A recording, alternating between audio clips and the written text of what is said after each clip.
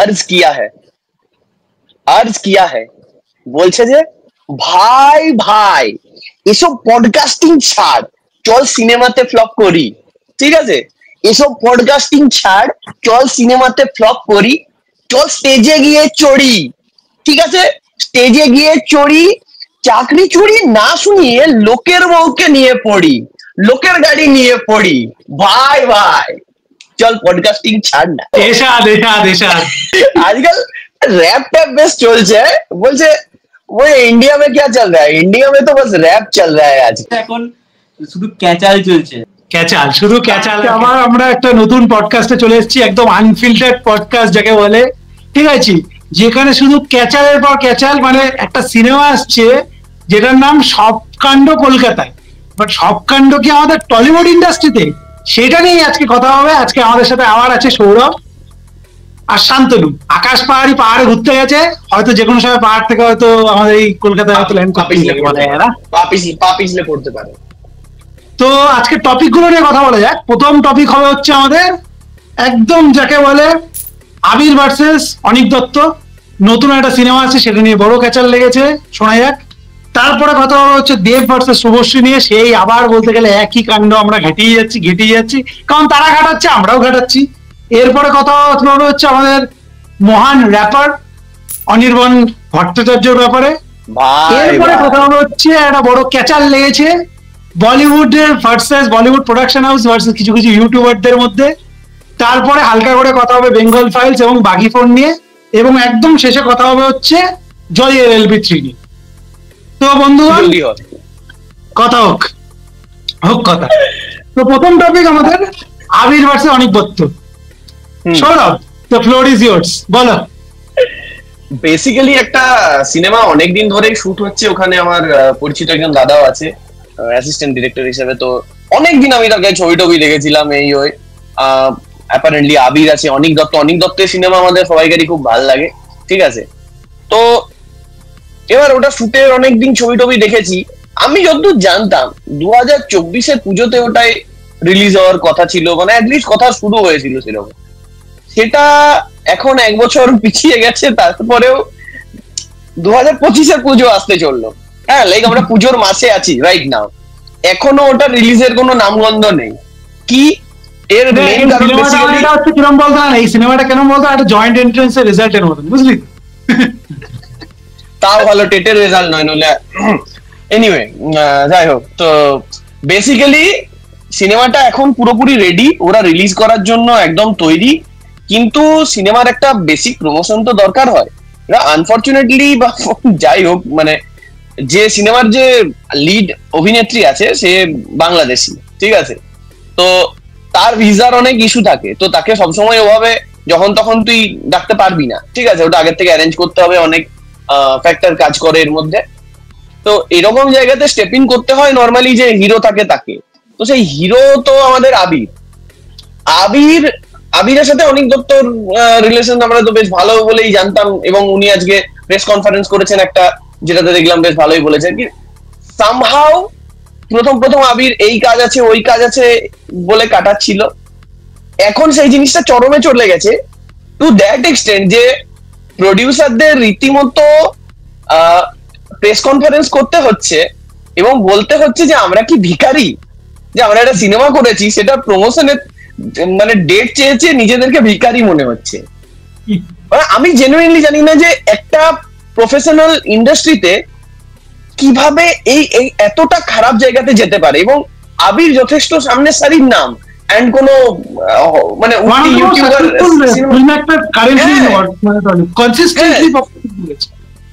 লোকটা এতদিন সিনেমার সাথে যুক্ত আছে, এইরকম একটা জিনিসের সাথে আমি জানি না ও কিভাবে অ্যাসোসিয়েটেড হয়ে গেল, ওর শিডিউল কে অ্যারেঞ্জ করছে নাকি এটার কোনো অন্য সাইড আছে, বাট একটা সিনেমা জাস্ট 1 বছর ধরে ঝুলে আছে। That is so unfortunate. And actually সিনেমাটা দেখে মনে হচ্ছিল যে নাইস লিটল ফিল্ম, দেখতে মানে মানুষের ইচ্ছে জাগবে, স্বাভাবিক ব্যাপার।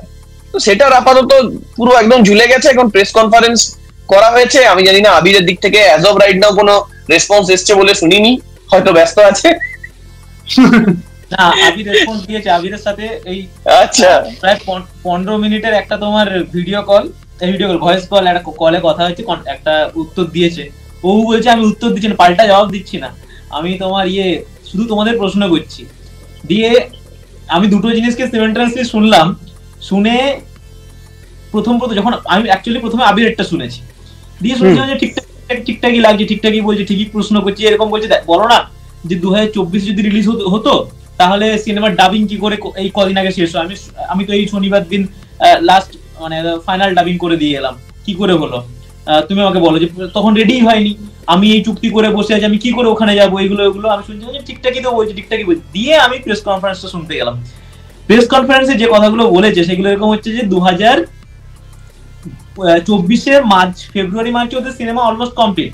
তো ওই সময় যখন রিলিজ নিয়ে কথা হচ্ছে তখন আবির ওদের জানাচ্ছে যে এই বছর রিলিজ করো না, কারণ এই বছর আমি বহুরূপী নিয়ে আসছি। আমি একটু আগে একটা আনন্দবাজ এবিপির একটা আর্টিকেল পড়েছিলাম 2024-এ, বলছি যে শুধু এই বছর নয়, পরপর 3 বছর উইন্ডোজের সাথে আবির চুক্তিবদ্ধ হয়েছে, নেক্সট পুজোতেও আবির একটা সিনেমা আসবে উইন্ডোজের সাথে।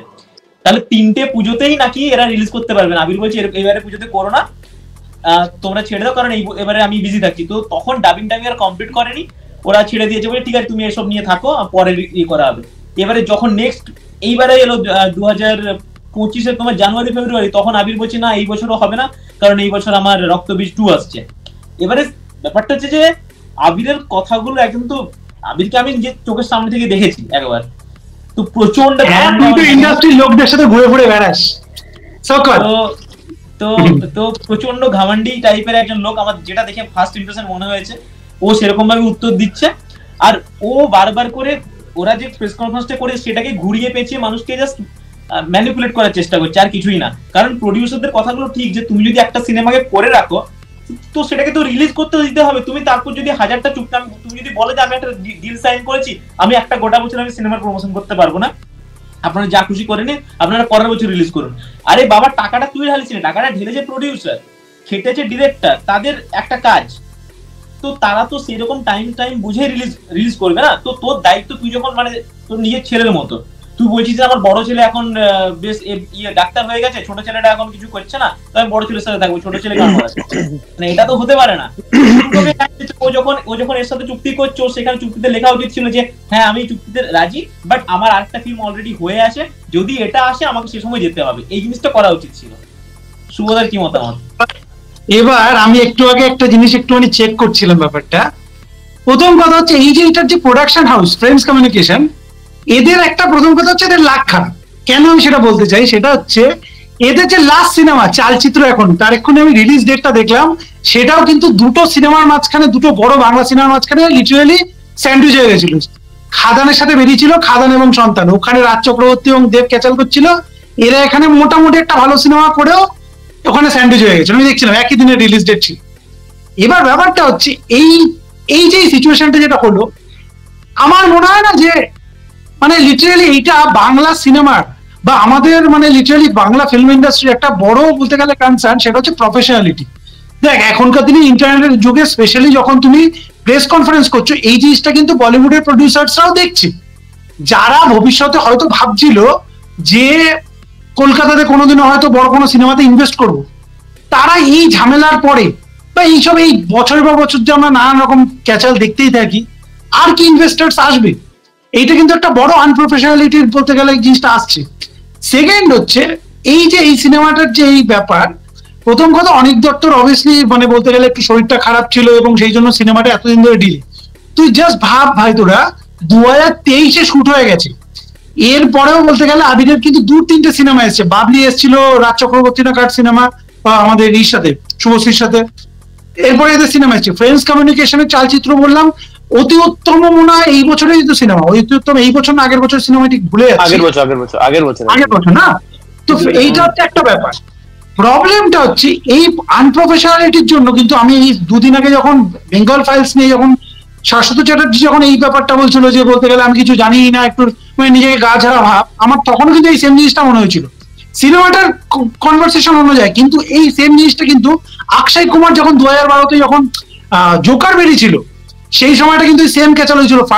আমাদের ফারাহ খান সে একটা ইন্টারভিউতে বলেছিল যে অক্ষয় কুমার এই সিনেমাটা প্রমোশনই করছে না, এট the end of the day একটা সিনেমা তো তোমার নিজের সকল সন্তানের মতন হয়, সিনেমাটা ভালো হোক খারাপ হোক দ্যাট ইজ ডিফারেন্ট। এবং আমরা তো আগেও দেখেছি রে ভাই যে একই সময় দুটো সিনেমা বলতে গেলে বেরোয় একই অ্যাক্টরে।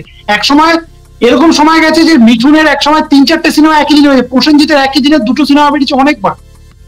বাট এই জিনিসটা কেন মানে লিটারাল বাজেট কাঠমান্ডু বেরিয়েছে আবিরের, তার সাথে বেরোলো কি একটা ব্যোমকেশ ফেলুদা একসাথে বেরিয়েছিল। এটা প্রেস কনফারেন্সে আমার অনিক দত্ত এটা বলছিল যে শিবুদয় মানে শিবপ্রসাদ নন্দিতা ওদের সাথে মনে হয় বলতে গেলে মানে একটু কথাবার্তা বলছে যে যদি কিছু করা যায়। আজব একটা ব্যাপার, মানে এটা কাইন্ড অফ একটা গেট কিপিং এর মতন ব্যাপার না যে শিবু নন্দিতা নিশ্চয়ই আমার আই ডোন্ট থিঙ্ক, এবার অবভিয়াসলি আমি জানি না কি হয়েছে কনভারসেশন, বাট আমার মনে হয় না শিবু নন্দিতা বলেছে তুমি এইটাতেই শুধু প্রমোশন করতে পারবে, your face should be seen on for this film only, because ওই সিনেমার তো অনেক বলতে গেলে কলা কুশলী আছে যারা প্রমোশন করলে শিবু নন্দিতা নিজেরা যদি বলতে গেলে স্টেজে আসে তারাও বলতে গেলে প্রমোশন হয়ে যাবে। লাস্টে কি এই সিনেমাটা এমনিতেই স্ট্যান্ডই হয়ে যাচ্ছে, মানে পুজোতে না এতগুলো সিনেমা আমাদের বাংলা সিনেমাতে বের হয় প্রতি বছর, আর যেহেতু ওই পুজো থেকে ডিসেম্বর অব্দি বলতে গেলে মাত্র উইন্ডোটা থাকে, ফালতু একটা ব্যাপার হচ্ছে, মানে ভালো লাগছে না জিনিসটার ব্যাপারে। তবে একটা ভালো জিনিস হয়েছে যেটা আবির একটা কোশ্চেন করেছে, বলছে আমি শনিবার 30 আগস্ট ফাইনাল ডাবিং করেছি, তার আগে অব্দি সিনেমা নিয়ে সেরকম কথা হয়নি, হঠাৎ করে তার পরের দিন ওরা ইয়ে করে দিল, প্রেস কনফারেন্স ডেকে দিল, ঠিক আছে করে দিল। তো আমার মনে হয় যে ভালো জিনিস করেছে, কারণ এটাতে যে হাইপটা পেয়ে গেল সিনেমাটা, আর প্রমোশন টমোশন এখন আপাতত করতে লাগবে না। মানে এনি পাবলিসিটি গুড পাবলিসিটি বলছিস? হ্যাঁ হ্যাঁ একদম একদম। আমার বেসিক্যালি মানে এখানে দুখানা কোয়েশ্চেন মাথায় আসছে, ঠিক আছে। প্রথম কথা, এটা কি ধরনের ডিল? আমি বাপের কালে এরকম শুনিনি যেখানে তোকে বলছে যে সই কর, তুই আগে যদি কোনো সিনেমা করে রেখেছিস যেটা রিলিজ হয়নি সেটা প্রমোশনে যেতে পারবি না। হ্যাঁ, তুই নতুন কিছু করতে পারবি না, আই আন্ডারস্ট্যান্ড, বাট একটা সিনেমা শুট হয়ে গেছে, তার পয়সা নিয়ে নিয়েছি, তার এডিটিং কমপ্লিট হয়ে গেছে 1 বছর আগে, সেটা প্রমোশন করতে পারবো না। আই ডোন্ট নো, মানে এতে উইন্ডোজ এর বা কারোর কি লাভ হতে পারে এই ধরনের ডিল হয় আমার যথেষ্ট সন্দেহ আছে। আমি বলছি হয়েছে, কিন্তু সারা বছর ধরে হয় না। কিরকম হয় ধরো বলছে সিনেমাটা রিলিজ হওয়ার আগে আমার 5-6 দিন ডেট লাগবে, ওইরকম চুক্তি হয় যে ওই 5-6 দিন তুমি অন্য কোনো সিনেমা প্রমোশন করতে পারবে না সিনেমা রিলিজের। তুই 1 বছর ধরে 5-6 দিন বের করতে পারিস নি, আর তুই মানে ওইরকম ইয়েতে করবি কেন? তুই যখন অলরেডি এই জায়গায় কমিট করে আছিস, ঠিক আছে, যার যাই দোষ থাক, তুই তো বাচ্চা নোস কোনো, তুই এক জায়গায় কমিট করে আছিস, পয়সা নিয়ে নিয়েছিস, এন্ড দেন তুই এখন বলছিস যে না আমি আরেক জায়গায় আরো পয়সা নিয়েছি। আরেকটা কনভারসেশনও আমার ফট করে আমি ভুলে গেলাম আমার পয়েন্ট অফ ভিউ দিয়ে বলতে গেলে, সেটা হচ্ছে এই সিনেমাটা আচ্ছা এতদিন হয়ে গেছে, পুজোর যদি 2 সপ্তাহ পর রিলিজ করে খুব কি প্রবলেম? আমার মনে হয় না।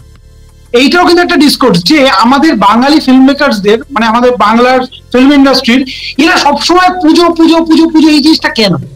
হ্যাঁ ওই সময়টা বাঙালিরা সিনেমাগুলো দেখতে যায়, মানে অনেক সময় এরকম হয় যেরকম নিতিন মাসি যখন সিনেমাগুলো এসেছিল, লাস্ট নিতিন মাসিটা কিন্তু খুব একটা ভালো বলতে গেলে বিজনেস করতে পারি, ফার্স্ট নিতিন মাসিটা ভালো বিজনেস করতে পেরেছিল, কিন্তু কি হয় পুজোতে যেহেতু বাঙালিরা বাংলা সিনেমা দেখতে যায়, ঠিক আছে, এবার এই সিনেমাটার ট্রেলার এবং একটা গান বেরিয়েছে ওই ক্যাকটাসের, বল না ক্যাকটাসের যে লিড সিঙ্গারটা উনি আছে, আমি দেখলাম গানটা কিন্তু ভালো লাগে, এটা মোটামুটি ভাইব আছে। এবার ব্যাপারটা হচ্ছে সিনেমাটা যদি 2 সপ্তাহ পরেও বেরোতো, সেই সময়টা তো কোনো আলাদা বড় সিনেমা বলতে গেলে রিলিজ নেই, এমনি এই সিনেমাটা যদি এই সময়টা আবির প্রমোশনও করে, এটা তো মানবি তোরা যে রঘুটা এখন তো আরে এখন তো মানে হাতের থেকে বেরিয়ে গেছে জিনিসটা, কিন্তু আনশিওর যে ইনিশিয়ালি ওদের একটা কোনো প্ল্যান ছিল না। সুবোধ জিনিসটা বললে আগের বারও পুজোর সময় এটা নিয়ে নিউজ হয়েছিল যে পুজোর সময় রিলিজ করতে পারছে না, এবারও পুজোর সময় এসে, তো আমার মনে হয় যে প্রডিউসার ভেবে রেখেছিল এটা পুজোতে রিলিজ করবো, আর এখন ব্যাপারটা ইগোতে দাঁড়িয়ে গেছে যে পুজোর সময়। অনিক দত্ত কিন্তু বলেছে এটা পুজোর সিনেমা না, অনিক দত্ত প্রেস কনফারেন্সে বলেছে এটা পুজোর সিনেমা না, কিন্তু এই জিনিসটা মাথায় রেখেছি ক্রিসমাসে রিলিজ করলে, কারণ ডিটেকটিভ লাইফ। হ্যাঁ হ্যাঁ হ্যাঁ এক্স্যাক্টলি। তো এখন মনে ব্যাপারটা ইগোতে চলে এসেছে যে তোমার ওই সময় করবো, মানে তুমি এনিওয়ে আমরা এটা অনেকক্ষণ আছি এবং মুভিং অন। জাস্ট আমার একটাই জিনিস মাথায় এলো, আমার সেকেন্ড কোশ্চেনটা বাকি ছিল যে মানে সিরিয়াসলি এটা সিনেমা নাকি আকাশ পাহাড়ির ভার্জিনিটি লুজ হওয়ার প্রমিস? প্রত্যেক বছর পুজোতে একবার করে যাবো বলে, কিন্তু যায় না। মুভিং অন বলতে মনে পড়লো দেব শুভশ্রী এখন মুভ অন করতে পারছে না। দেব বলেছে যে যত রাগ দেখাচ্ছে সব ভালোবাসা থেকে, মানুষের মধ্যে যত ভালোবাসা থেকে তত অভিমান আসে। তুই যা কথা বলেছে নিশ্চয়ই অভিমান থেকেই বলেছে। এই জন্য ঘাটালের লোক এত কিস্তি করে, এই জন্য ঘাটালের লোক এত কিস্তি করে। না এখানে ব্যাপারটা দেখো, এখানে আমার একটা মতামত আছে। আমি আগের পডকাস্টে বলছিলাম যে দেব এত বেশি বলছে, আমার লিটারেলি মানে এখন ঘৃণা ধরে গেছে। বসে বসে বসে আমি দেখি কোন একটা ইন্টারভিউ, হাউ দে ম্যাসাকার্ড মাই বয়। শুভশ্রী, এবার শোনো, শুভশ্রী জিনিসটা আমি যখন শুনলাম সেদিন শুভশ্রী এরকম ইয়ে করে, তো আমার দেখে স্ট্রেঞ্জ লাগলো যে ফট করে তোরা দুদিন আগে এত কিছু, এত ঘটা করে এত কিছু হলো, তারপর গিয়ে একটা হঠাৎ করে কিছু নয়, একটা জাস্ট ডায়লগ যে নিয়ে সেটা নিয়ে এত বড় একটা জিনিস ঘটে গেল। আমি লিটারালি ভাবছি যে তুমি যদি প্রত্যেকটা কথাকে মিন করতে বসো, তাহলে প্রত্যেক জনের প্রত্যেক, এই অনির্বাণ আজকে এত কিছু বলেছে, কুণাল ঘোষ কত সুন্দরভাবে রিঅ্যাক্ট করলো, তাই না? ওটাই বলছি, ওটাতেই আসছি। বাট সত্যি কথা যে কোনো জিনিসকে বললে তুমি যদি প্রত্যেকটা কথাকে ধরতে শুরু করে দাও, তুমি যদি ইগনোর করতে না পারো কোনো কিছুকে, তাহলে সিরিয়াসলি যেটা বলেছে শুভশ্রীর কেরিয়ারও মাত্র 4টা ব্লকবাস্টার হিট সিনেমা আছে, বাকি সব ফ্লপ, 4টাই দেবের সাথে। কেরিয়ারটাতে যেটা সৌরভদা আগের দিন বলছিল যে অ্যাক্টিং এর দেব যেরকম মানে ওটাই বেয়ার লেভেল যেটা হয় আর কি, ওইরকম জায়গায় আছে। তো শুভশ্রীও তার কেরিয়ারে সেরকম কিছু করতে পারেনি। ইভেন এখন যে লেডি সুপারস্টার বলে এত কিছু হলো, সেটাও দেবের প্রমোশন বা প্রমোটিং টিম থেকে এত সুন্দর সাজিয়ে গুছিয়ে দেওয়া। তারপর তুমি একটা হঠাৎ করে, এতদিন কোনো হাইপে ছিল না, কিচ্ছু না, হঠাৎ করে একটা হাইপ পেয়ে যাওয়ার পর একটা তুমি পডকাস্ট করলেন, সেখানে গিয়ে একটা ছোট জিনিসকে ধরে তুমি এত বড় করে দিলে, মানে আমার তো মনে হয় না যে এটা কোনো প্রফেশনাল কাজবাজ কিনা। এ ঠিক কে ভুল সেটা পরের ব্যাপার। দেখ আমার স্পষ্ট কথা, আমি প্রথম দিয়ে একদম ক্লিয়ার, যবে থেকে এই প্রমোশনের এই শুরু হয়েছে আমি প্রথম থেকে একদম ক্লিয়ার, সিনেমাটাতে দম ছিল না, ওরা নিজেরাও জানে, ঠিক আছে? আমার একদম একদম স্পষ্ট হিসাব, দুজন টক্সিক এক্স, তুমি দেব ফ্যান হও, তুমি এর ফ্যান হও, ভাই এট the end of the day আমি নিজে বলছি পাতি কথা, রিলেশনশিপ ভালো মতন ভাবে, এই যে এই কথাটা হয় না যে উই আর জাস্ট ফ্রেন্ডস, আমাদের একসময় ভালোবাসা ছিল, ভাই লিটারালি রিলেশনশিপ অ্যাটলিস্ট আমার লাইফ দিয়ে আমি বলছি, পাবলিকলি বলছি, আজ পর্যন্ত কোনো রিলেশনশিপ শেষ হয়েছে সেটা ভালোভাবে শেষ হয়নি, ঠিক আছে? তো এট the end of the day দুজন পাতি টক্সিক এক্স, পাতি মার্কেটিং স্ট্র্যাটেজি প্রথমে নিয়েছিল যে আমরা এইভাবে জিনিসটাকে মার্কেটিং করা, হ্যাঁ করলো, ভালো কথা, সিনেমাটা মোটামুটি যার লেগেছে বিশাল কামিয়ে ফেলেছে, এই সেই সব ঠিক আছে। তারপরে এবার দেখছে যে এখন তো মানুষের সিনেমা নিয়ে আর চর্চা হচ্ছে না, আর চর্চা হচ্ছে না, আর চর্চা হচ্ছে না, এবার আমরা কি করি, চলো এতদিন যে অডিয়েন্সকে যে চুতিয়াটা বানালাম, এবার হালকা করে সেটার মধ্যে একটু ঘি দিল, সেখান দিয়ে সুন্দর বলতে গেলে দুদিন আগে যেই কথাগুলো বলছিল এখন দুদিন পরে সেটাই কন্ট্রাডিক্ট করছে। হ্যাঁ এইবার এই কথাটা আবার বলতে হবে যে দেব যে ফট করে একটা কথা বলে ফেলেছে যে মায়ের ব্যাপারটা, এটা অনেকে ট্রিগার হবে, এটা খুব একটা যে ট্রিগার হওয়ার না তা কিন্তু না, কিন্তু ব্যাপারটা হচ্ছে কি বলতো, একটা ক্যাজুয়াল কনভারসেশন, মানে এইটা যদি আমি আমার বন্ধুকে বলি, মানে আমার বান্ধবীকে বলি যার সাথে আমার একটা কর্ডিয়াল রিলেশন আছে, সে কিন্তু ট্রিগার হবে না, যেহেতু এই দুজনের মধ্যে সেই কর্ডিয়াল রিলেশনশিপটা নেই, সেই জন্য অফকোর্স ট্রিগার হয়ে গেছে ভাই। এবার সেইটাকেও একটা মার্কেটিং স্ট্র্যাটেজি হিসেবে সুন্দর করে হয়ে গেছে, আমি তুমি অডিয়েন্সরা আপনার হচ্ছে চুতি, স্পষ্ট হিসাব, এর থেকে ভালো মতো বলতে হয় জব তক সিনেমা হ্যাঁ লোক চুতিয়া বানতে रहेंगे। আমরা এই কথাটা কেন বলছি, আচ্ছা আমরা এই যে এই কনভারসেশনে এত নিজেদের মাথা ঘামাচ্ছি কেন, এদের দুজনের রিলেশনশিপ ছিল না, কি ছেড়া গেছে আমাদের, কি ছেড়া গেছে?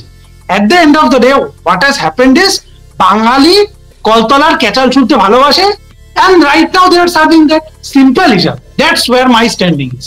সৌরভ তুমি বলতে পারো তোমার কোনো বক্তব্য থাকে।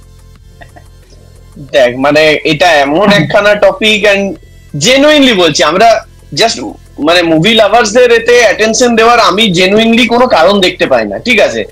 মানে ইট শুড বি বিনিথ আস, ওরা জাস্ট মার্কেটিং এর জন্য একের পর এক প্লয় করছে, কিছু কাজ করছে কিছু করছে না।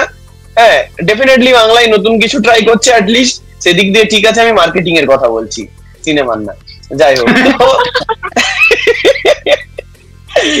তো আই ডোন্ট থিঙ্ক, মানে আমরা এটা নিয়ে অলরেডি যথেষ্ট ইয়ে করে দিয়েছি, এটা সেই তোর বেসিক্যালি আমাদের ওই টিএমজি ভিডিও, এই পার্টটা হচ্ছে এনগেজমেন্ট, দেবরা আসবে একটু দেখবে, একটু ভিউ দেবে, একটা বোঝ নোংরা রকমের লেখালেখি চলছে, একটা প্যারাগ্রাফ কি নোংরা রকম, যারা দুদিন আগে দেব শুভশ্রী নিয়ে মানে তোমার রিল বানাচ্ছিল, ওরাই কি নোংরা রকম ভাবে শুভশ্রীকে চাটছে, দেবকে গিয়ে খিস্তি করছে। বাদ এর থেকে অনির্বাণের টপিক আছে সৌরভ দা, এটা বেশি ইন্টারেস্টিং। অনির্বাণের টপিক আছে, অনিক দত্ত নিয়ে একটু আগে কথা হচ্ছিল আমাদের, তো ভূতের ভবিষ্যতে আমাদের খরাজেদা একটা রোল প্লে করেছিল, প্রমোদ প্রধান বলেছিল যে মানে সরি মানে পোপ বোধনের চেলারা বলেছিল দাদা এমনি লেলা ক্যাপা না, দাদা কিন্তু প্রতিবাদী ভাবমূর্তি। আমাদের দাদার মাঝে মধ্যে প্রতিবাদী ভাবমূর্তিটা জেগে ওঠে। এই আজকে হঠাৎ করে চলে আসবে, ঠিক আছে, তোকে এসে বোঝাবে, বামপন্থা শেখাবে, তারপরের দিনই একটা আংটির বিজ্ঞাপন করবে, আংটির বিজ্ঞাপন করবে, তারপরে গ্রহরত্ন নিয়ে জ্ঞান দেবে, তারপরে প্রেস কনফারেন্স ডেকে বলবে দাদা যে ওটা তো টাকা পয়সা একটু অভাব পড়েছিল তো করতে হয়। আবার দাদা কদিন বাদে চলে আসবে, ঠিক আছে, ইন্টারভিউ ডাকবে, ইন্টারভিউ ডাকার পর যখন জিজ্ঞেস করবে এই যে দাদা দেখছেন সবাই এত মিছিলে বেরোচ্ছে, এত প্রোটেস্ট হচ্ছে গোটা রাজ্যে, আপনার কি কিছু বলার আছে? ওই মাথায় বাঁধাকপি নিয়ে রিল বানালে কি আমি কিছু বলতে পারি? একটা অভিনেতা কি বলবে তাতে? ও দাদার প্রতিবাদী ভাবমূর্তি মাঝে মধ্যেই বেরিয়ে আসে, কখন যে কোন দিকে বেরোবে সেটা বলা খুব মুশকিল। তেমনি দাদার আবার একখানা প্রতিবাদী ভাবমূর্তি বেরিয়ে এসেছে, যখন কদিন আগে মালটা যখন এবিপি আনন্দে কান্নাকাটি করতে দেখলাম ওকে, কাজ পাচ্ছি না, আমি কোথাও এই করে আঁতলামো সব বেরিয়ে গেছে, তখনই আমি বুঝেছিলাম যে আবার একটা কিছু করবে হেডলাইনে আসার জন্য। মাঝে মধ্যে কিছু না কিছু একটা করে। হ্যাঁ ভাই, এই হচ্ছে আমাদের টলিউড ইন্ডাস্ট্রি রাখি সাওয়ান্ত। হ্যাঁ মানে কখনো no vote to BJP campaign করে, হ্যাঁ, দিয়ে বলবে আমরা অন্য কোথাও যাবো না, এই দেশেতেই থাকবো। আবার কখনো গান বানাবে, গানে কল আউট করবে, কুণাল ঘোষের নাম নেবে, শতরূপ ঘোষের নাম নেবে, দিলীপ ঘোষের নামটা নেবে না, ঘোষ বাবু বলে পিছিয়ে যাবে। তো দাদার প্রতিবাদী ভাবমূর্তি কখন কখন জেগে ওঠে বলা একটু এখন কিন্তু লাভার বয়, ঠিক আছে, কথা হবে এখন কিন্তু লাভার বয়। এবার লাভার বয়টা কেন বলছি যারা দেখেছেন তারা বলতে পারে, বাকিটা আর বললাম না, সেন্সার হয়ে যাবে। আচ্ছা, আমরা জানি না এসব। তো ব্যাপারটা হচ্ছে যে মানে দাদা প্রতিবাদী ভাবমূর্তিটা একটু জেগেছিল, দাদা কিছু র্যাপ করেছে, আর মোটামুটি ব্যালেন্স অ্যাক্ট করার চেষ্টা করেছিল। এবার অনেকে ব্যালেন্সিংটাকে ডিফেন্ড করছে, আমি বলছি যদি দাদা প্রতিবাদী ভাবমূর্তি আছে তাহলে ব্যালেন্স করার দরকারটা কি? তুমি প্রতিবাদ করছো তো প্রতিবাদ করো, তুমি ব্যালেন্স কেন করবে? এইটাতেই তো আমার অসুবিধা। মালটা সুবিধাবাদী বটে, এটা তো পাতি কথা, ঠিক আছে, ও যখন যেদিকে থাকে তখন সেদিকে, বাট আপাতত আমরা এইসবে ঢুকছি না, আমরা মোটামুটি সিনেমার লাভার, আমরা সিনেম্যাটিক রিজনে আসছি। শুভ তুই হালকা করে আমাদের দর্শকদের এনলাইটেন করে দে যে দাদা আজকাল সিনেমা পাচ্ছে না কেন, হঠাৎ করে কি হলো? দাদা প্রথম কথা হচ্ছে তুমি যখন বললে না, শান্তনু কিছু বলবে বলো। না তুমি বলো, তারপরে লাস্টে আসছি। দাদা এক সময় বলতে গেলে বুক চেটিয়ে ফেডারেশনের সাথে ক্যাচাল করতে গেছিল, ঠিক আছে, প্রেস কনফারেন্সে বড় বড় হ্যাজ দিচ্ছে, সব ঠিক আছে। এবার ব্যাপারটা হচ্ছে তারপরে পাতি কথা শ্যাডো ব্যান হয়ে গেছে। এবার দেখ, এইটা আমরা খিল্লি করে যতই বলি, at the end of the day এই জিনিসটা তো মানবেই যে সেই শ্যাডো ব্যান জিনিসটা, সেটা যে কোনো ইন্ডাস্ট্রিতে হোক, খুবই একটা কিন্তু বাজে জিনিস। যেটা এক সময় মানে আমি বলছি বলিউডে প্রিয়াঙ্কা চোপড়া হয়েছিল, আবার সেই শাহরুখ খানের কনভারসেশনে আসতে চাই না, ডিটেলে ঢুকতে চাই না, বাট কেসটা কিন্তু ওরকমই। প্রিয়াঙ্কা চোপড়া যখন হলিউডে গেছে, সে তারপরে কিছু ইন্টারভিউ দিয়েছিল যে আমাকে প্রিয়াঙ্কা চোপড়ার মতো ওই স্টেচারের বলতে গেলে অভিনেত্রী, মেইন স্ট্রিম অভিনেত্রী, সে কিন্তু কাজ পাচ্ছিল না। কেন? বিকজ তাকে শ্যাডো ব্যান করে দেওয়া হয়েছে, ঠিক আছে, এবং কেন সেটাও আমরা সবাই জানি, আর ওই কনভারসেশনে যাবো। এবার ব্যাপারটা হচ্ছে আমাদের এই ইন্ডাস্ট্রিতে তাকে আর বলতে গেলে সে বলেছে যে রঘু ডাকাত যেহেতু সেই সময়টা শুট করে, কারণ রঘু ডাকাত তো একটা অনেক বড় একটা প্রজেক্ট, অনেকদিন ধরে শুট করে, তারপর থেকে তাকে কিছু কিন্তু অফার করা হয়। এই দিক দিয়েই আমাদের যে অভিজিৎ পাকরাশি কিন্তু মানে হেভি ব্যাপার স্যাপার। অভিজিৎ পাকরাশি মানে কার কথা বলছি? আমাদের পরম বন্ধু। মানে সে এত সুন্দর গেম খেলে দিয়েছে না, সাথেও আছি পাঁচেও আছি, সুন্দর। সেখানেও বলতে গেলে ফ্রন্ট লাইনে ছিল সবার প্রোটেস্টের মধ্যে, ফেডারেশন আর এর মধ্যে ছিল। প্রেস কনফারেন্সে কত বড় বড় সুন্দর বক্তৃতা দিল, সুন্দর করে কথা তো বলতে পারে সুন্দর আমাদের তোপসে বাবু। বাট সে কিন্তু সুন্দর কাজ করছে, কিন্তু অনির্বাণ আর কাজ করছে না। এবার এটাকে দুভাবে দেখা যায়। এক হচ্ছে তুমি যদি রাজনৈতিক বা ও যে পয়েন্ট অফ ভিউটা বলছে যে এবং এই হিপোক্রেসি, সেটাকে যদি সরিয়ে দিস তাহলে এটা বলা যায় যে মানে আমার হিসাবে অ্যাটলিস্ট যে শ্যাডো ব্যানের এই জিনিসটা মানে এই ইন্ডাস্ট্রির আরেকটা খোকলা ব্যাপার, সেটাকে এক্সপোজ করছে। বাট আর দিকে এটাও ঠিক যে এই ইন্ডাস্ট্রিতে সবাই হিপোক্রেট ভাই। খুব কম লোকই আছে, হাতে গোনা 5টা লোক আছে কিনা এই না, যারা বলতে গেলে সিদ্ধা সোজার থেকে বেশি করে তারা সোজাভাবে কথা বলতে পারে। মানে আজকে একটা কথা বলে পরের দিন সেটাকে কন্ট্রাডিক্ট করবো না, সেই জিনিসটা নেই। এইটাই হচ্ছে আসল কথা। দেখ বেসিক্যালি ওদের যে প্রোটেস্টের যে ইয়েটা ছিল, ঠিক আছে, টপিকটা ছিল যে অনেকে হয়তো জানে না, আমি ফার্স্ট হ্যান্ড জিনিসটা ফেস করেছি যখন একবার একটা সিনেমাতে ছোটখাটো একখানা ইয়েতে কাজ করবার অফার পেয়েছিলাম আমি, ঠিক আছে। এবার সেটাতে সমস্যা ছিল যে প্রত্যেকটা সিনেমাতে না তোর গিল্ডের একটা সার্টেন অ্যামাউন্ট অফ পিপল রাখতে হবে তোকে, ঠিক আছে, এটা একটা নিয়ম ছিল। এবার তো সব সব বিষয়ে মানে ইভেন এরকম ছিল কিছু কিছু, আমি তোকে একদম পাক্কা কথা বলছি, নিজে দেখেছি, যে ধরে নে তুই কাজ করছিস, ঠিক আছে, তুই গিল্ডের লোক নোস, তোর নাম দেওয়া যাবে না, তার জায়গায় গিল্ডের কেউ আসেনি, ওখানে প্রেজেন্টই নেই, তার নাম দিতে হবে, তাকে ব্যাক চ্যানেলিং করে কিছু পয়সা দিয়ে দেওয়া হতো, ভাই তোমার নামটা দেবো, তোমাকে আসতেও হবে না, কিছুই না, কিন্তু তুমি গিল্ডের লোক, তোমার নামটা রইলো, যাতে আমাদের কোনো অসুবিধা না হয়। রাইটিং ক্রেডিট পেয়ে যেতে পারতিস, থার্ড অ্যাসিস্ট্যান্ট ডিরেক্টর, এরকম টাইপের ছোটখাটো মাইনর জিনিস পেয়ে যেতিস। এবার সেটা একটা বড় সিনেমার পক্ষে কভার করা পসিবল, রঘু ডাকাতের ক্ষেত্রে কভার করা পসিবল, বাট যখন তুই এই যে যত কাণ্ড কলকাতায় এরকম টাইপের যেগুলো যারা মানে একদম স্মল বাজেটের যেগুলো ইয়ে বা রিলেটিভলি স্মল বাজেট, সেইগুলোতে এটা অ্যাফোর্ড করা সম্ভব না, যার জন্য দূরে দূরে যে শুট করে আর করে অনেক সময়, ঠিক আছে, আড়ালে আড্ডালে শুট করে, এখন সেই জিনিসটাও অনেকটা কমে গেছে সোশ্যাল মিডিয়ার যুগে। আগে নইলে আড়ালে লুকি লুকি শুট করে ইয়ে করে দিত, ঠিক আছে। এবার তো তাহলে তোকে কি হবে, যে ধর তোকে কেউ বললো যে আয় কাজ করবি, যেমনটা আমাকে বলেছিল, এবার আমি তাহলে ওখানে কাজ করতে পারবো না, আমি গিয়েছিলাম গিল্ডের সাথে যোগাযোগ করতে। এক হচ্ছে গিল্ডের রিক্রুটমেন্ট প্রসেসে তো অনেক রকমের কেতন আছে, সে তো ছেড়েই দে, এর পরেও তোকে ওখানে কত হাজার দশেকের মতো টাকা দিতে হবে, এই ওই তখনকার হিসেবে যখন আমি গিয়েছিলাম।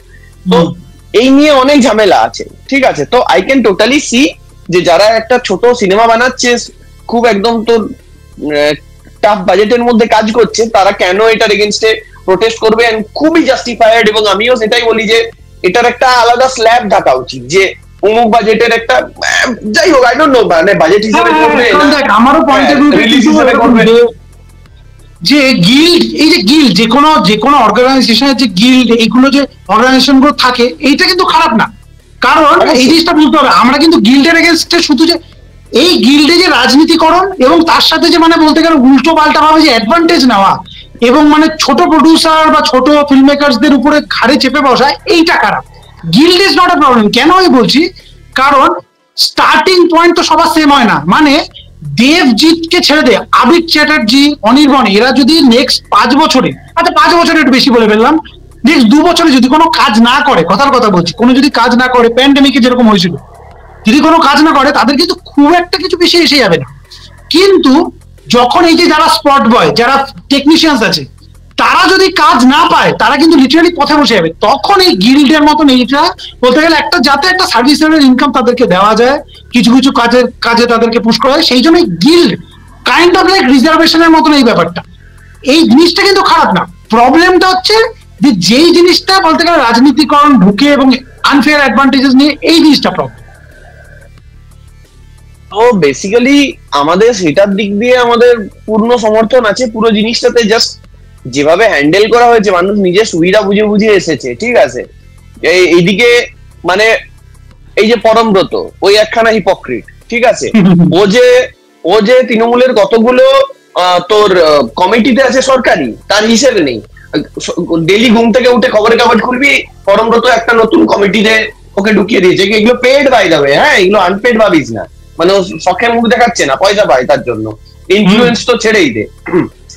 আবার সেই যে গিল্ডের এগেনস্টে, আমাদের অরূপ চক্রবর্তীর এগেনস্টে, এদের এগেনস্টে যে ও লড়াই করছে, প্রতিবাদী ভাবমূর্তি দাদারও, কি বলবি। এন্ড তারপর সেখান থেকে বেরোনোর জন্য কি করছে, একটা ব্রাত্য বসুর একখানা নাটক করছে, যেমনটা তুই আর আমি কথা বলছিলাম, যেটা খুব ক্লিয়ারলি ছবি থেকে বোঝা যাচ্ছে যে একটা মানে অ্যান্টি কমিউনিস্ট প্রপাগান্ডা। আপনি যে সাইডেই টুইঙ্কেল টুইঙ্কেল বলে সিনেমাটা, শান্তনু আইরনিটা বোঝ, না আইরনিটা বোঝ।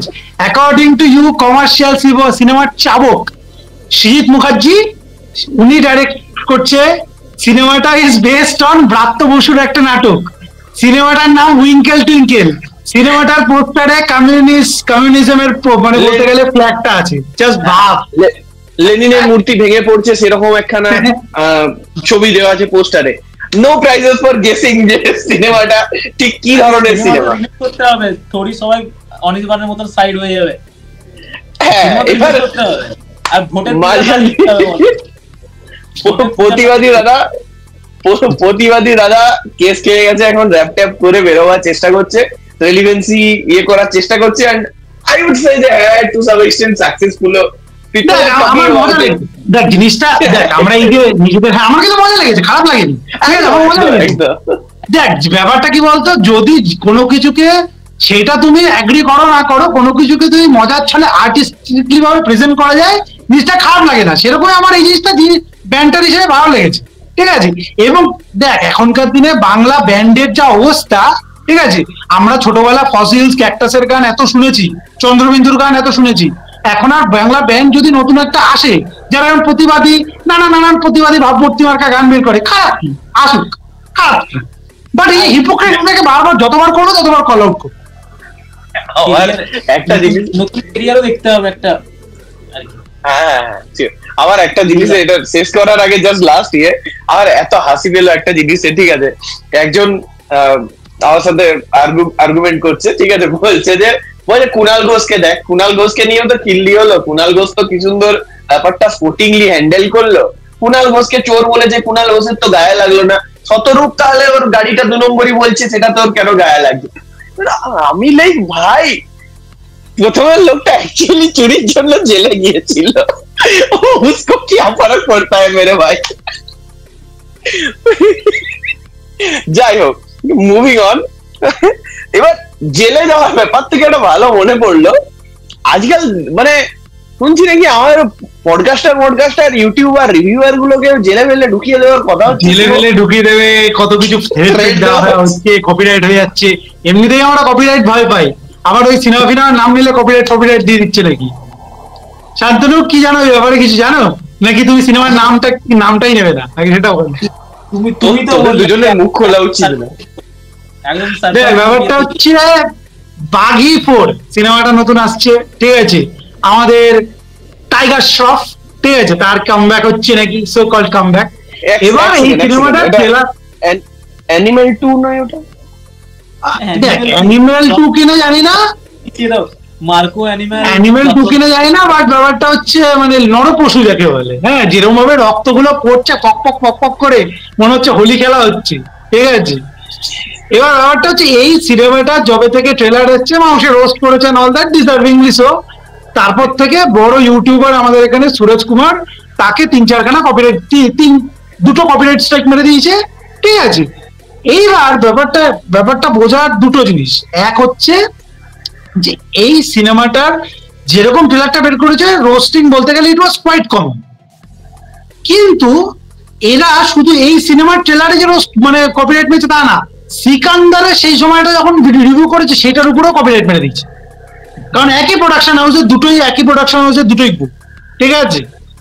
এবার এটা নিয়ে দুটো কনভারসেশন হচ্ছে, এক হচ্ছে দেখছিলাম যে ইউটিউবারের উপরে বলতে গেলে স্ট্রাইক ফাইক দেওয়া হচ্ছে, তারা টুইটারে হেভি খিস্তি খাচ্ছে, টুইটারে ফ্যান বয়েসদের থেকে হেভি খিস্তি খাচ্ছে, আর অনেকে আবার এদেরকে সাপোর্ট করছে।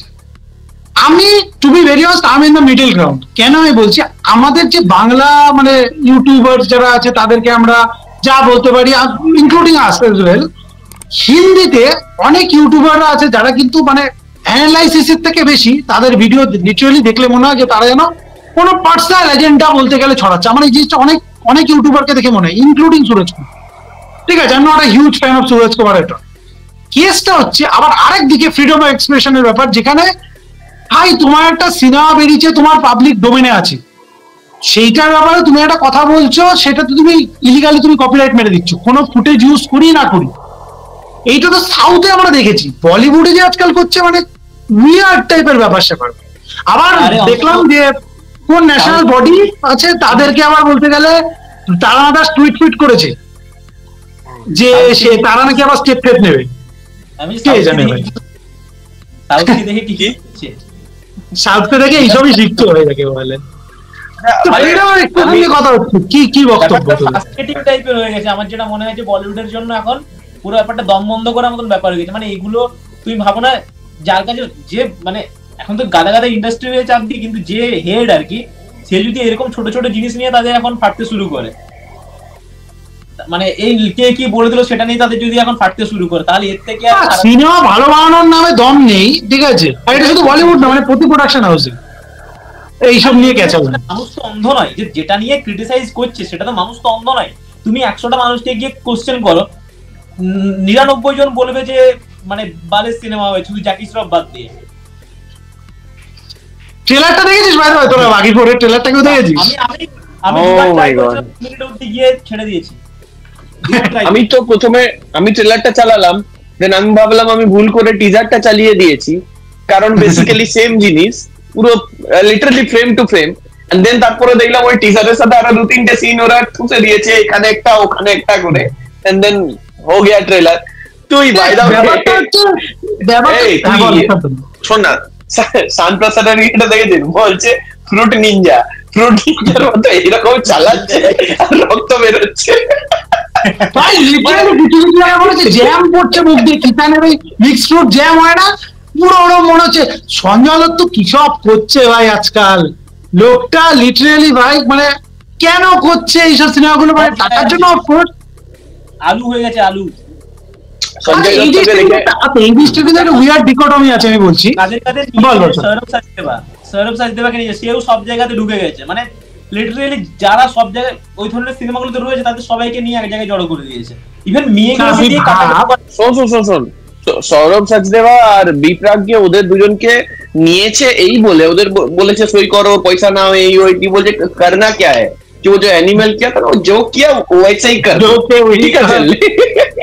আমি আমার না সঞ্জয় অস্কার সঞ্জয় দত্তকে দেখে আমার একটাই জিনিস মনে হচ্ছে, সে আমার গেম অফ থ্রোনস না টিরিয়নের ইয়ে থেকে ওয়েস্টেরস থেকে পেন্টোস যাত্রাটা মনে পড়ে আছে। ও যখন নেমে বলছে যে জার্নিটা কেমন ছিল, বলছে I was drunk most of the time, ঠিক আছে?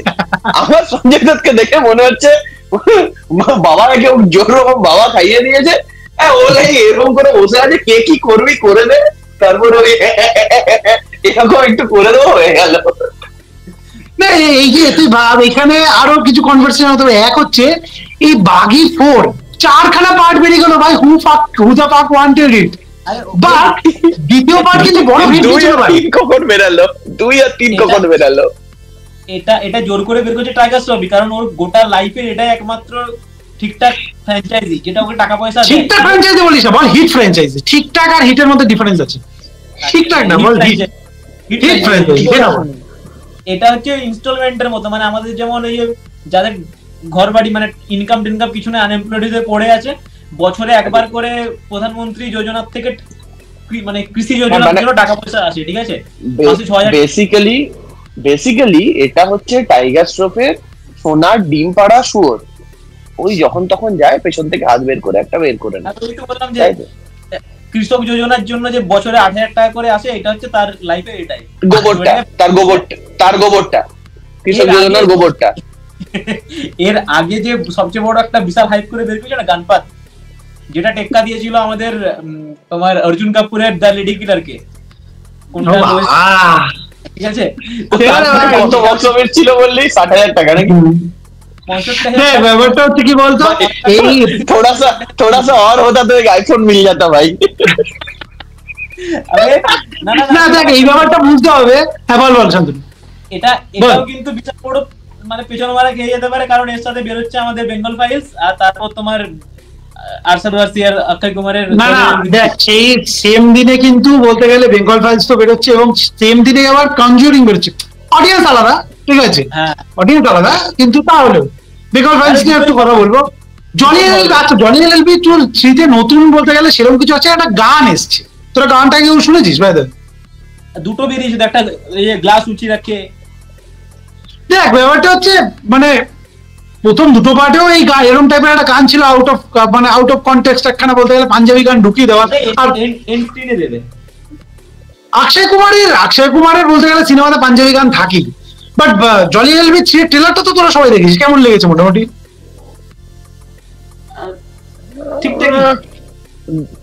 দেখ জলি এলএলবি 3 এর আমার ব্যাপারটা হচ্ছে আমি জলি এলএলবি 2টা দেখিনি, ঠিক আছে? মানে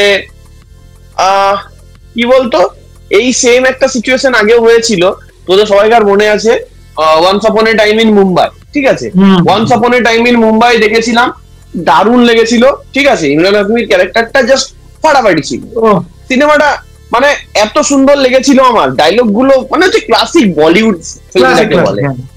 এন্ড দেন ওরা সেম ক্যারেক্টারটাকে রাখলো, যখন আমি শুনলাম যে পার্ট 2 তে রাখবে, I was excited, and then আমি শুনলাম ওরা চেঞ্জ করে দিচ্ছে কি না আরেকটু 10% বড় একটা স্টার আনবো অক্ষয় কুমার।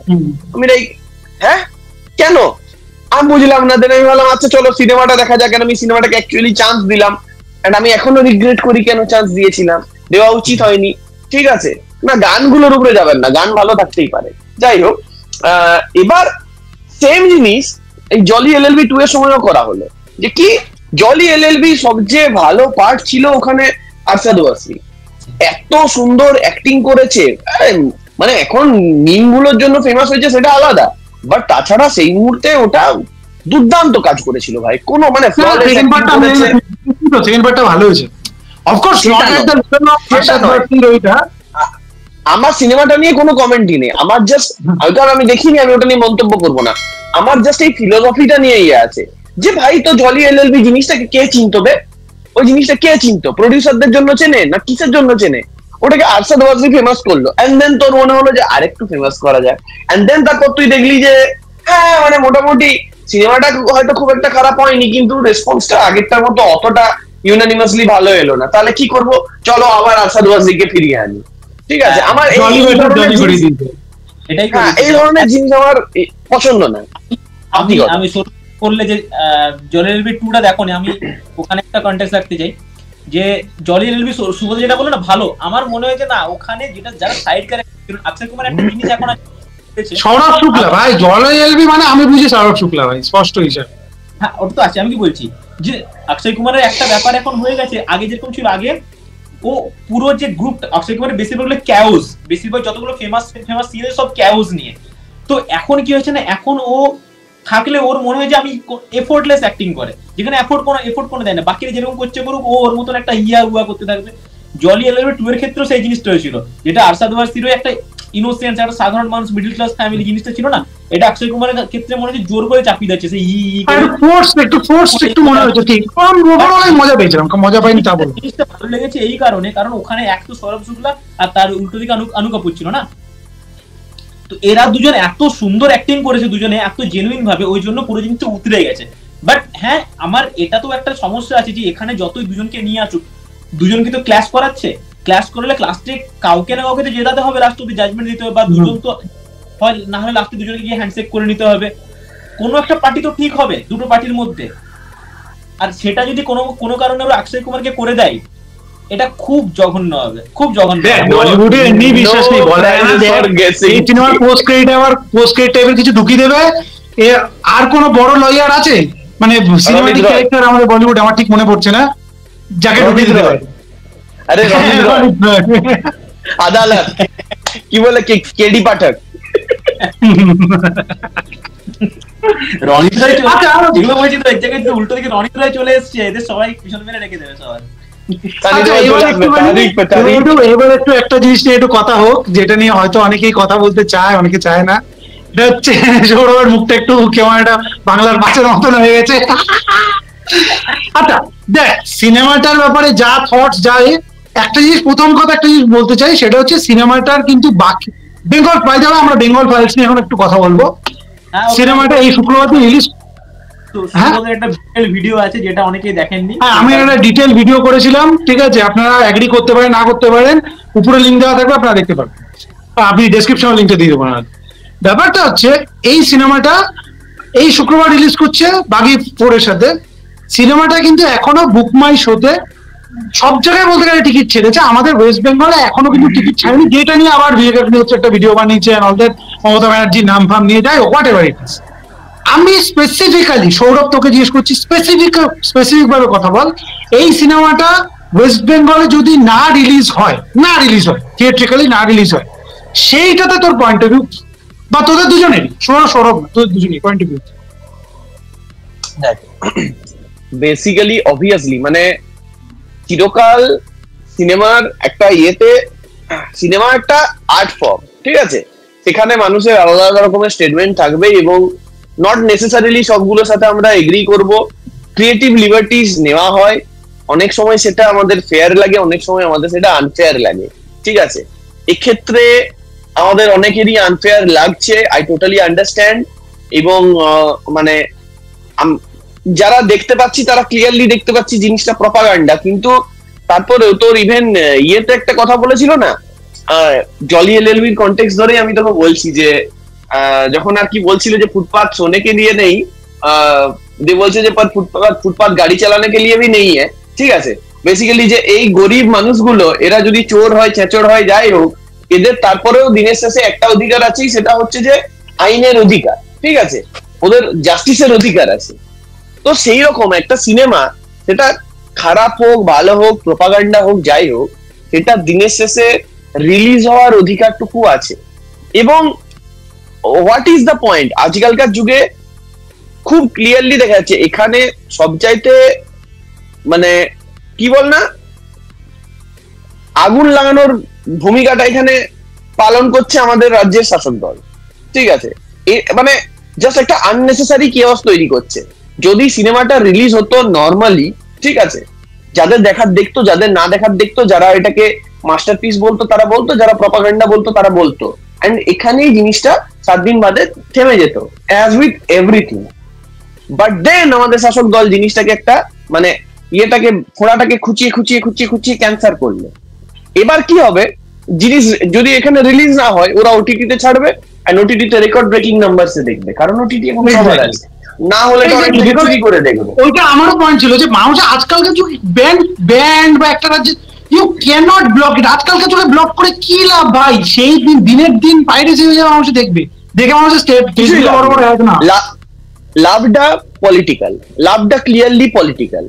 তুই একটা জুজু দেখাতে পারবি মানুষকে, একটা জুজু দেখাবি এভাবে, হ্যাঁ, যে এই দেখো আমরা না হলে এই জিনিসটা হবে, ঠিক আছে, এন্ড ওরা বলবে দেখেছো আমরা এই জিনিসের এগেইনস্টে লড়াই করছি। আলটিমেটলি মানে সাধারণ মানুষের কিছুই হবে না, দুটো পার্টি নিজেদের দুটো ইয়ে দেখালো। এবং অলরেডি বাইরে এগুলো বানিয়ে বলছি না, অলরেডি আমাদের তিনটে বা চারটে, কেউ ধোয়া তুলসী পাতা না ভাই, না না না না না সেটা বলছি না, 3 নম্বর বা 4 নম্বর পার্টি সিনেমাটার সাথে ডাইরেক্টলি বা ইনডাইরেক্টলি জড়িত নয়, তারা জাস্ট বাইরে থেকে কমেন্টস করছে। দুটো এখানে সাইড আছে দুটোই বেসিক্যালি, ঠিক আছে, এবং ওরা ওটাই চাইছে যে দুটো সাইড থাকুক।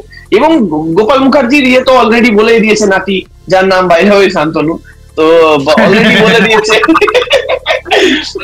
বলে দিয়েছে যে ওর কাছে সিনেমাটা অ্যাপ্রোচ করেছিল কারা, বিবেক অগ্নিহোত্রী টিম করেনি, একটা পার্টিকুলার পলিটিক্যাল পার্টি করেছে। আমি ভিডিওটা তো ওইটাই করেছি, হ্যাঁ তুই বলেছিস, আমি তোর কাছ থেকে এই জিনিসগুলো জেনেছি, of course. So no prizes for guessing দুটো টিম কি জিনিস হয়েছে। শুভদা, তুমি যে ভিডিওটা বানিয়েছিলে, কমিউনিকেশনের জন্য খুব মজার জিনিস হয়েছে, ঠিক আছে। ওদেরকে তুমি দুদিকেই বসিয়ে দাও, দুদিকে বিশাল বড় বড় একটা কথা থাকবে যে এটা প্রোপাগান্ডা ফিল্ম, ঠিক আছে, এটাকে রিলিজ করতে দেওয়া উচিত নয়, প্রথমত। দ্বিতীয়ত হচ্ছে আরে সিনেমা যেরকমই হোক, শাসকদের আটকে রাখছি কেন, ঠিক আছে। কিন্তু তোরা বলছিস বটে, কিন্তু আমি এখনো এই জিনিসটা দেখলাম না যে কেউ মানে বড় লেভেলের কাউকে বলতে যে প্রপাগান্ডা সিনেমা রিলিজ করতে দিও না।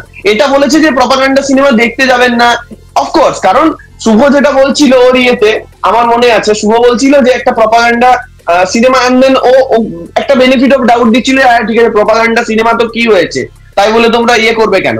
এবার ব্যাপার হচ্ছে তোমরা নিজেদের ন্যারেটিভ সেট করার চেষ্টা করছো কেন। এবার the thing is politics is all about setting your narrative, ঠিক আছে। তুমি যখন একটা গরিব মানুষকে খাবার দিচ্ছ, তুমি তোমার ন্যারেটিভ সেট করছো।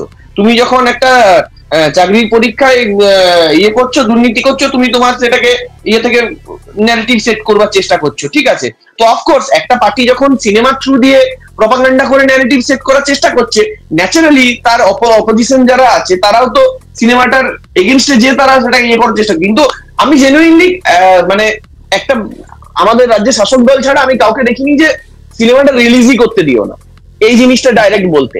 এমনি গ্রাউন্ড লেভেলে কেউ বলতেই পারে। এখানে সিনেমাটা নিয়ে একটা কথা বলার আছে, এখন আমাদের শেষ করতে হবে 3-4 মিনিটের মধ্যে। ব্যাপারটা হচ্ছে যে এটা একটা জিনিস বলে যে রিলিজের ব্যাপারটা অনেক পরে আসছে, তার প্রথমে হচ্ছে এখানে যদি একটা ছোট টপিক তুলি যে এইরকম সিনেমা আদৌ, এখানে একটা কথা বলেছে বিবেক অগ্নিহোত্রী বা বাকি অনেকেই, রুদ্রনীল সেদিন একটা ইন্টারভিউ দিচ্ছিলেন যে আরে ভালো সিনেমা দেখে তো মানুষ উদ্বুদ্ধ হয় না, তাহলে খারাপ সিনেমা দেখে কেন বিগড়ে যাবে? ব্যাপারটা হচ্ছে যে আমরা এসছি হচ্ছে জন্তু জানোয়ার থেকে।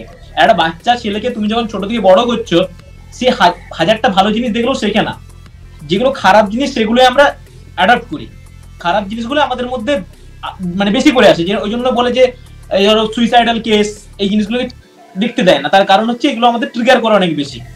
কেন একটা ভালো জিনিসকে কেন ইয়ে করতে, কারণ ভালো জিনিস আমাদের অত বেশি ট্রিগার করে না। এটা জেনুইন ফ্যাক্ট, এটাকে তুমি জাস্ট মুখের কথাই বলে বদলাতে পারো না যে কেন খারাপ জিনিস দেখলে বেশি ট্রিগার হয়ে যায়। এটা সবাই হয়, খারাপ জিনিস দেখলে মানুষ ট্রিগার হয় বেশি। এবারে যেটা অনেক আগে মিটে গেছে, ইয়ে হয়ে গেছে, তুমি কেন ওই টপিকটাকে দেখো? এখন সিনেমাটা ইয়ে করা মানে একটা হিন্দু মুসলিম দাঙ্গা, এই জিনিসটাকে ইয়ে করবে, অ্যান্ড সেখানে মোটেও হিন্দুকে খারাপ মুসলিমকে ভালো এরকম করে করবে না। কারণ আমরা এই জিনিসটা দেখেছিলাম অনেক আগে, যেটা কামাল হাসানের বেরিয়েছিল হেরাম, সেখানে কিন্তু খুব ভালোভাবে দেখিয়েছে, সেখানে হিন্দু মুসলিম দাঙ্গাটাকে ওরকম ভাবে ইয়ে করেনি, মানে অন্য দিয়ে করেছিল, পলিটিক্যাল স্যাটায়ারে গেছিল। বাট এখানে যখন আসবে, এখানে হিন্দু মুসলিম দাঙ্গা, এন্ড গোটা ইন্ডিয়াতে ওয়েস্ট বেঙ্গলের চেয়ে হিন্দু মুসলিম একসাথে কোনো ইয়েদি থাকে না। আর কদিন আগে আমরা মুর্শিদাবাদে দেখেছি জিনিসগুলো, ইভেন কলকাতাতেও প্রায় 30-70-60-40 মুসলিম হিন্দু এরকম মিলেমিশে থাকে। এবারে তুমি যদি সেরকম এই ভোটের আবহাওয়ায় ওইরকম জিনিস একটা বোম ব্লাস্টের মতন করে দাও, জাস্ট আমরা যারা দর্শক তারাই ভুগবো জিনিসটা। তো স্বাভাবিকভাবে আমি এটা শাসক দলকেও বলতে পারি যে তারা শুধুমাত্র নির্বাচনের মানে অ্যাকচুয়ালি তো তৃণমূল ওই সময় এক্সিস্ট করতো না, তারা জিনিসটা আটকাতে চাইছে এই কারণে একটা হাজারটা জিনিসের মধ্যে আমি একটা ভালো জিনিস ইয়ে করতে পারি, যদি রিলিজ না করতে দিবে, কোনোভাবে ব্যান করে দিতে পারে, কোনোভাবে মানুষকে দেখতে না দেয়, অন্তত দু একটা মানুষের মধ্যে যে ওই দাঙ্গার মনোভাব চলে আসবে বা একে তাকে তুচ্ছ তাচ্ছি, কারণ অশিক্ষিত মানুষের তো অভাব নেই, এই জিনিসগুলো চলে আসে। আমি প্রচুর ভয় পাই এই জিনিসটাকে আর কি, যে কেউ হঠাৎ করে মনে হলো যে ট্রেনে একটা কাঠারি তুলে মেরে দিল কাউকে। ব্যান দিয়ে দেবার সলিউশন, আমাদের তো পর্ন ব্যান হয়েছে না ইন্ডিয়াতে? সবচেয়ে বেশি মোস্ট ভিউজের সাইট কোনটা? এক্স হ্যামস্টার ভাই, right now as we speak. তো আলাদা জিনিস পর্ন, পয়েন্টটাই মিস করে গেলি শান্তনু। ওরা যেটা করছে, তোর কি মনে হয় এই যে ব্যান করলে যে মানুষকে আটকানো যাবে না, এই একটা সাধারণ জিনিস আমাদের মতো 2 পয়সার ইউটিউবাররা বসে বসে বুঝতে পারছে? তো ওখানে যারা নবান্নে বসে আছে তারা বুঝতে পারছে নাকি? তারা খুব ক্লিয়ারলি বোঝে, তারা একজন দুজনকে আটকাবার জন্য করেনি। তুই জিনিসটা বোঝ, এটা পুরোপুরি পিওরলি পলিটিক্যাল মোটিভেশন থেকেই সিনেমা রিলিজ হচ্ছে, এন্ড সেটাকে আটকানো হচ্ছে, এন্ড সেটার অপোজিশন যারা আছে তারা করছে, পুরোটাই পলিটিক্যাল কেস, এর বাইরে কিচ্ছু নেই। ঠিক আছে, অনিল বিশ্বাস বলে গিয়েছিলেন রাজনীতির বাইরে কিচ্ছু হয় না, তো এখানে সেই জিনিসই হচ্ছে, সব পার্টি রাজনীতি করছে। ঠিক আছে, বা তুই কোনোটা পছন্দ করতে পারিস, কোনোটা অপছন্দ করতে পারিস, কেউ তোর ভালোর জন্য কিছু করছে না, সবাই নিজের ন্যারেটিভ সেটই করছে। ঠিক আছে, যাই হোক। তোরা কেউ বাউল গানটা শুনেছিস? এটা পরে রিলিজ করলো, শুনেছিস কেউ অফিসিয়ালি যখন রিলিজ করলো শুনেছিস? না, ওই ট্রেলারেই দেখেছিলাম। আচ্ছা, খুব সুন্দর, মানে বাউল গানটা এত সুন্দর। আমি বলছি রেকর্ডটা লাস্ট অবধি হবে তো? হ্যাঁ, রেকর্ডিং চলবে ততক্ষণ যতক্ষণ তুমি আরো টানছো। না, কমপ্লিট কর। এই বলে সব পলিটিক্যাল, সব ক্যাচাল হোক একদিকে, যাই হোক চারদিকে ক্যাচাল হতে থাকুক, আমাদের কাজ হচ্ছে সেই জিনিসগুলো তুলে ধরে মজা মস্করা করার, কারণ আমরা জাস্ট মুখেই বলতে পারি, আমরা কিছু চেঞ্জ করতে পারি না। তো এইটাই ছিল আজকে ক্যাচাল একটা পডকাস্ট আমাদের, আমরা 3 জন ছিলাম, পাহাড়িতে আসতে পারেনি।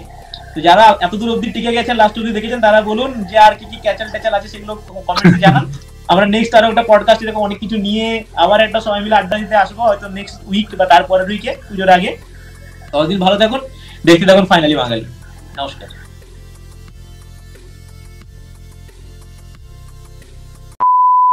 চলো দাঁড়া, এবার দেখে নিলে র্যাপটা। One eternity later.